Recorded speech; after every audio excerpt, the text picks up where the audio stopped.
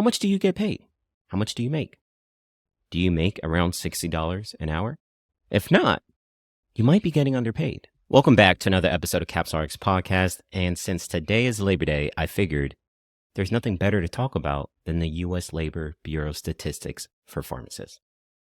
So if you're listening to the audio, I want you to go ahead and switch over to YouTube. I'm showing you literally right now how you can kind of figure out if you're being underpaid or not. One of the biggest questions or most common questions I would say I get from people is, how do I know if I'm getting paid enough as a pharmacist? How do I know if they're underpaying me? How do I know if they're taking advantage of me? Well, this is how you can do it. You have to look at the stats, and there's no better stats than the U.S. Labor Bureau and statistics. So if you're following on YouTube, I just want you to go over to google.com, just type in U.S. Labor Bureau statistics for pharmacists, and I have it pulled up. And once you do that, you can just kind of scroll down here and see the very first option is Pharmacists, Bureau Labor Statistics. So I want you to click that. And then it's going to pull up some interesting information. All right. Now, if you scroll all the way to the bottom, you'll see that this was last updated in April of 2024. So right now, what they have is just the evidence for 2023. So they don't have the evidence for 2024, like the national statistics, the mean hourly wage, all that stuff. But some of the things I want to show y'all real quick is that basically the national estimate, the mean hourly wage is $64.81. So that's the average. Across the entire nation, the average wage of a pharmacist is $64.81. And the average annual wage would be $135,000. So exact amount is $134,790, but we're just going to round it up and say $135,000. So one of the things you can do that I also like that they have here is look at the percentile. All right, so I'm highlighting it right now on YouTube.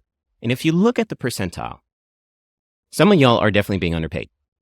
The reason why I know that is because some of y'all are less than six figures. And I was even offered a job when I first got done with residency that was under six figures. And I was like, no, that's not enough. You're definitely underpaying me. And they try to make it seem like they weren't and they were going to give me all these bonuses and all that. No, they weren't. They were just playing the corporate game. And so here you can look, if you're part of the bottom 10%, I repeat, the bottom 10% of pharmacists make less than $100,000. They make about $90,000 and their hourly wage is $43.26. Now the median, so the 50 percentile, is usually $65.40. So about $136,000 a year, you'll be part of the median. Now, most people I know, I'll be transparent, they're probably range between the 25 to 50%. So the 25% is $126,000, where that hourly wage would be $60.51. So if you're listening to this, how much do you get paid? How much do you make? Do you make around $60 an hour? If not, you might be getting underpaid. That's something you might want to look at. Now, of course, everything is different, right? There's different industries, there's different careers. So the one that I really want to highlight to everybody is general, medical, and surgical hospitals. So according to this data, it seems like people in the hospital setting are making about $69.36 as their hourly mean wage, which is an average of $144,000. Very interesting. The one that has the least are people who work in the food and beverage retailers. So they're getting paid $60.72. Interesting. So one of the things that I also thought was pretty cool, you can also see like the highest concentration of employment by pharmacists. And one of the things you'll see is health and personal care retailers have the highest amount of employees. And then second, makes sense to me, it's going to be hospitals. There's going to be lots and lots of people working in the hospital setting. So that definitely makes sense. Now, one of the things I found most interesting was if you are a money-hungry person, if you care about how much you're getting paid, it's the fact that the top-paying industries in pharmacy, the top-paying one is actually outpatient care centers. So you can actually click on this to get a little bit more information to see what they're talking about. But they're saying that the average wage is $164,000, which is about $78.93 an hour, which is very interesting. I thought it would have been industry, but it's outpatient care centers that get paid the most, okay? And then the other ones were other miscellaneous retailers, home health care services, which I could see that actually costing a lot now that I think about it, coming in at $146,000, Management of companies and enterprise coming in at $146,000 as well. And then psychiatric and substance abuse hospitals. I would not have pictured that they would be in the top 5 industries, top 5 highest paid industries in pharmacy, but that's what the stats say. And so they make about $145,069.92. The cool thing about this as well is that you can actually see the demographics, all right? So what I'm showing here, once again, if you're listening to the audio portion, I recommend you switch over to YouTube, CapsuleRx Pharmacy Podcast, so that way you can get access to see what I'm looking at. So we can kind of view the same thing. One of the things I found interesting is that one of the top 5 states, like I feel like this needs to be a trivia question. If you had to take time to think about what are the top 5 highest paying states in pharmacy, I bet you would not get the 5th highest paying state. I was shocked when I saw this. I don't know why it's this state. It's very interesting to me. But if you're thinking about this, you're probably thinking, all right, maybe a place like California, taxes are very high. I can see that being one. Somewhere like Alaska, where there's not that many people. Okay, I can see that being high. Oregon, the Northwest, taxes are very, very high. Makes sense. The state of Washington makes sense. That's very, very high. But the 5th one made no sense to me. And if you're listening to this and you work in this state, please tell me why you all get paid so much. And let me know if I need to move there. All right. Number 5 is Minnesota. I would have never guessed that. Minnesota is in the top 5 highest paid states for pharmacists, where the average wage is $143,000.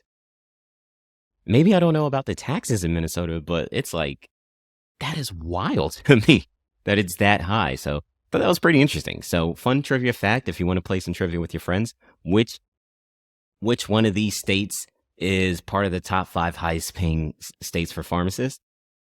Minnesota's got to be the answer. You can go ahead and throw that one in there. So fun little trivia question for y'all. Never would have thought that. Still don't know why. I have no idea why that is, but hey, they're paying good money for you to work in Minnesota. And I do hear they have amazing restaurants. So if you're a foodie like me, that means you got to go to Minneapolis. So that's something that is on the agenda. I will visit Minnesota, but only when it's warm. I do not do the cold. And so what's also cool about here is they also show like the most concentrated states, the most concentrated areas of pharmacists, and different things like that. So you can kind of go through this on your own time and learn about who pays the most, where they pay the most, how much they're getting paid. You can even look at it based off states and whatnot. So I'm going to scroll back up and show you what I mean. For example, like I'm in the state of Florida. So in the state of Florida, you can literally just like, I probably can't do it right now because of the screen that I'm on. But if you hover above it, it'll kind of tell you how much they make per state. Oh, boom. There it goes. So the annual wage for Florida is $128,000. So if you work in Florida and you're a pharmacist and you're not getting paid at least $128,000 a year, you're probably getting underpaid, just being honest. Now, what I would say is it's minimal. $5,000 may not be too much, but if you're part of the 25 percentile, you would be at $124,000. So you're only $4,000 off the annual. It's not too much, not too big of a difference.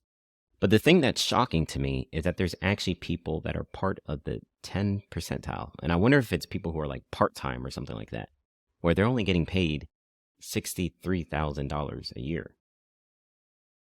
Definitely scratching my head on that one. Not sure how that came about to be. But hey, some people are getting paid that. But annual wage would be $128,000. And how do I know if I make that much? Well, hourly, it would be $61.63. So if you're not making $61.63 on average in the state of Florida, you are probably being underpaid. And you can go ahead and look at different places. Like one of the places I've been looking at maybe moving to is Texas. So I can see over there, their average wage is $134,000, which is what, $6,000 more than I would make in Florida. So I could probably get a pay raise if I moved to Texas and work there as a pharmacist. Another thing I can look at is other states I've been interested staying at. So I was kind of interested in like the DC area. Let me see if I can get DC to pop up. Been interested in the DC area. I don't know if it'll pop up. I'm trying to get to the DC. It's a very sensitive platform. But Maryland overall, it's about $133,000. So that's more than what I make. But I also have to take into account taxes. So The beautiful thing about Texas is that there is no state income tax, just like Florida. So it's going to be an even trade, and I would make more money by being a pharmacist in Texas than I would be being a pharmacist in Florida. So one of the things you can do to get more income is to always ask for a raise, is to get a bonus. But the other forgotten aspect is sometimes moving. If you're not being limited to your factors, you can maybe move to a different state to where you can get paid more, especially if that state has no state income tax. I did have a job interview when I was finishing up residency for Oregon, and I do remember the offer. They didn't offer me. I didn't make it through the final round, so I did not get the job offer. But the amount they were willing to pay, I believe, was like $148,000. And I was like, wow, that's a lot.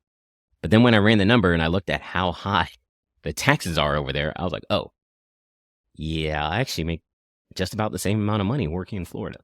So sometimes you do have to run the math. You have to look at the taxes and how that implicates everything and how that affects your personal situation. So for me, it would have been better off for me to just stay in Florida, getting underpaid salary-wise, but after tax, I would have made more money. And so if you need help kind of determining whether or not if you are underpaid in the city you work in the county you work in, you can dive a little bit deeper. If you need help with this, please, I encourage you to reach out. You can just sign up today, tinyurl.com/CapsuleRx services.